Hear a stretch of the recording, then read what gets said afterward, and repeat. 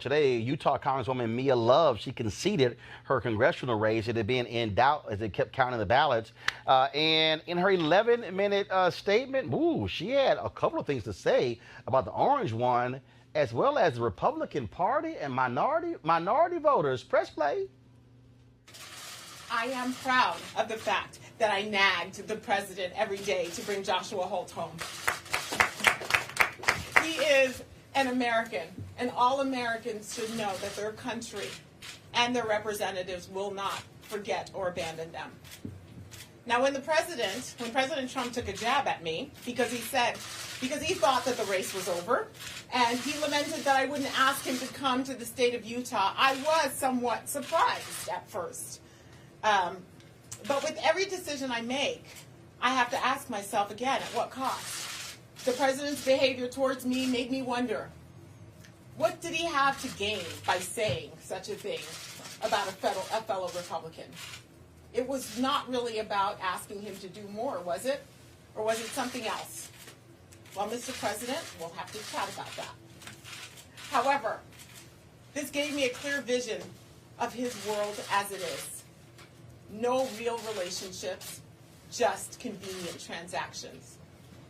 That is an insufficient way to implement sincere service and policy.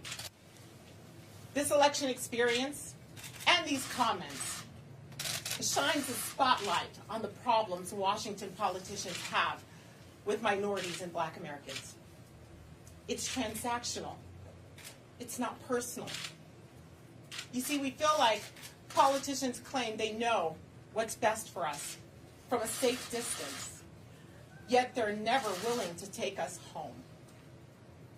Because Republicans never take minority communities into their home and citizens into their homes and into their hearts, they stay with Democrats and bureaucrats in Washington because they do take them home, or at least make them feel like they have a home.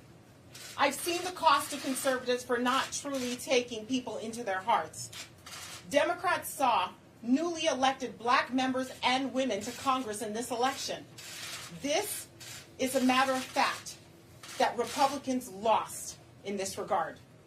However, minority communities need to ask themselves a question also. At what cost? What is the cost of staying with the Democrat Party that perpetually delivers exactly what you need to stay exactly where you are? To make poverty tolerable instead of temporary. People who judge their success by how many people they can put into poverty programs versus how many people they can get out of them. I am a Republican. I know conservative policies work. They lift everyone. They lift the poor, the young, the vulnerable, the Black and the white. Our conservative policies save our young and unborn children. When the pundits tell us that we're out of luck, the deck is stacked against us, we say no. No way. Not in this country. Because under conservative policies, the deck is not stacked against us, and we all have a chance. Conservative policies make it so that no one in this country is predestined to be poor. I know because I've lived them. I've put them into action. I've promoted them throughout our state and across the country. The problem is not the policy. It is that we are never taken into hearts and into homes. All right, Eugene Craig, I want to go to you. You're a Republican on our panel today. Did Mia Love just realize because she lost, the Republicans have not been reaching out to Black and other people of color? No, that's complete bullshit.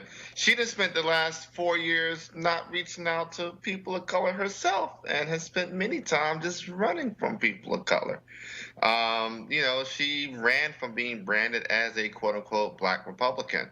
So as I said earlier today on Twitter, I said this is a very rich time for Mia to redefine and rediscover her Blackness, and then to discover that this president may just not like Black people. But it's an interesting hot take. I mean, I think it's for her to go and come out swinging the way she did, as to tend to be the trend when people lose re-election and now quote unquote free to say what they really think.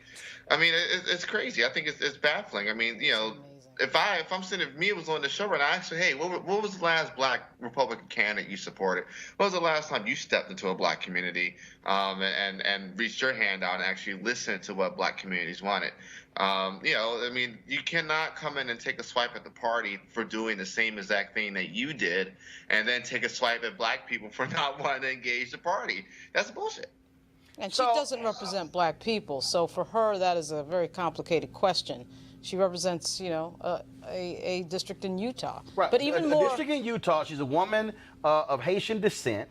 But again, to stand up there and to blast the party, right. You're blasting Trump, and then I was confused because on one hand she says Republicans, it's been transactional, it's not relational, but then she said, well, black people have got to ask themselves, why they were Democrats. Well, you just answered the question. See, I don't understand why this is so hard for black Republicans. If you ignore black people, right, it's obvious I'm only going to get attention from the person who's not ignoring me. Yeah, but the problem with this is that the reason that she's special within the Republican Party is because she's a rarity. She's a black Republican. She knows that that's what made her special. Her and Tim Scott know that that's what makes them special and gets them attention and gets them somehow positioned at every press conference right over the shoulder of the speaker. They know that. What's so weird about this, I'm sure Eugene knows this as well, is that she just spent the last 2 years avoiding criticizing Donald Trump. She didn't show up at the convention in Cleveland because she didn't want to get out there and actually speak her mind, so she said absolutely nothing, and Tim Scott did the same thing. They steadfastly avoid any conversation about race and Donald Trump because they know what this is and they don't want to actually have to speak it out loud. And now all of a sudden she finds herself. The minute she loses, I gotta read this. I gotta read this, Mike. Quote. I tweeted this. Y'all can pull it up. Quote. Now I'm unleashed, untethered, and unshackled, and I can say exactly what is on my mind. But she could have done that in office. I'm trying to figure out. She could have done that in I office. think she even had more authority to do it while in office. Wait. That's right. She was asked at the news conference, and Michael responded to Eugene. She was asked at the news conference about that. She said, well, when you're an elected official, you kind of gotta be careful what you say. No, you don't. And I'm sitting there going, what the heck? Michael, go ahead. I closed my eyes for a second. I was like, is that Jeff Flake? Is that Bob Corker? Because that's what they do. They have no courage when it's time to have courage, and then all of a sudden they have it. She actually probably could have gotten herself in a much stronger leadership position in the GOP if she spoke her mind, but she chose not to do that until today. Well, actually, I want to go ahead and pull this up here if I can, because this is what bothered me as I listened to that. As I listened to that, it really bugged me. It really bugged me. Okay, and so let me y'all hold on. She would have been in big trouble had she spoke her mind like that. Well, but it's interesting that she didn't do it. But here's the deal: just because you represent Utah, still doesn't mean that you could not have said, "Hey, Republican Party, talk to black people." Of course, I want Eugene to respond to this, and then I'm going to go to Lauren. So go to my iPad, please. Here we go to my iPad. All right, this is what I tweeted. My team has been trying for 4 years to get Representative Mia Love to do a sit-down interview.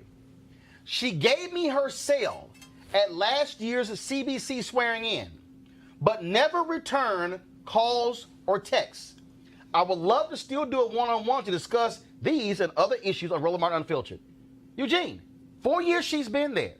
We tried to get her on News One Now. No response. Never did. Will Hurd, Republican from Texas, came on.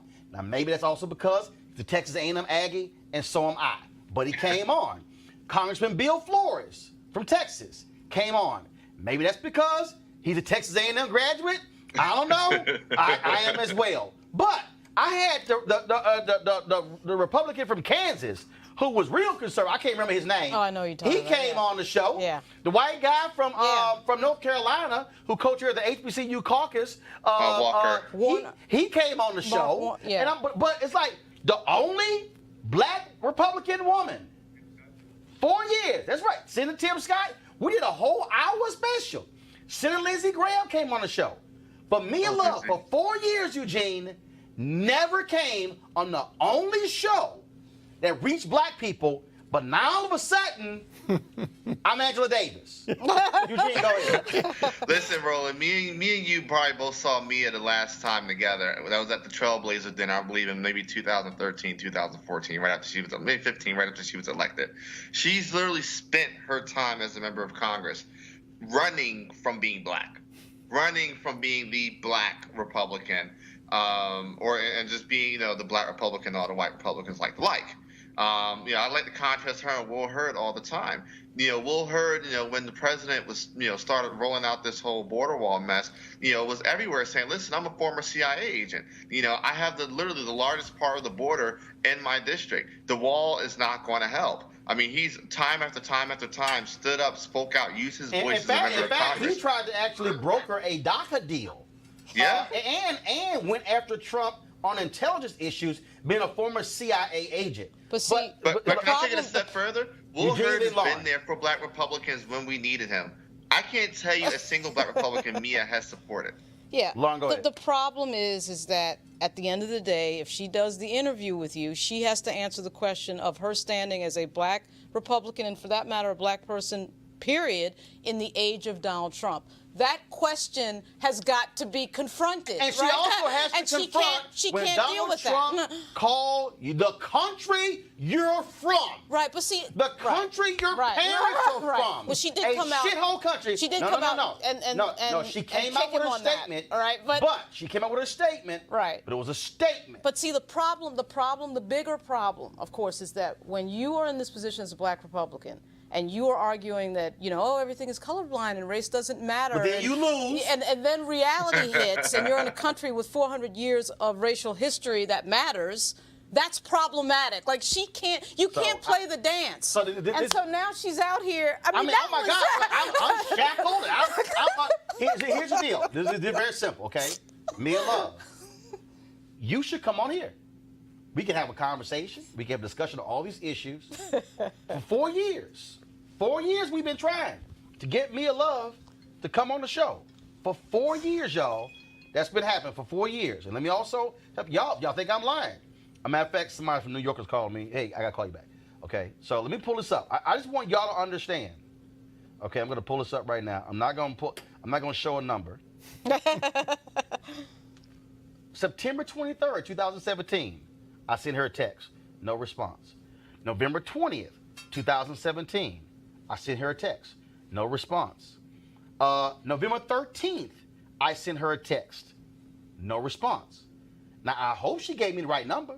She gave you the right number. But guess what? I handed her my phone. But she... No. I handed her my phone. Ask yourself this question. She typed the number in. What interview has she ever done? I'm just saying. What interview has you ever seen her do? I'm more than willing to have a conversation with her. She's not going to have that conversation because that conversation is at the heart of the problem of being a black Republican. Here's the deal. Since she's unshackled, since she's unhinged, she can now talk black. You are more than welcome to come on the only daily digital show that talks to black people. She played the game the way he wanted her to play it, and she still lost. So that means you should do things differently and say, let me buck the system. Maybe it'll work. Maybe it should have won. Who knows? You go. And he embarrassed her when he could have actually said, she could have said something this entire time. There you go. There was nothing stopping her. You want to support Roland Martin Unfiltered? Be sure to join our Bring the Funk fan club. Every dollar that you give to us supports our daily digital show. There's only one daily digital show out here that keeps it black and keep it real as Roland Martin Unfiltered. Support the Roland Martin Unfiltered daily digital show by going to RolandMartinUnfiltered.com. Our goal is to get 20,000 of our fans contributing $50 each for the whole year. You can make this possible. RolandMartinUnfiltered.com.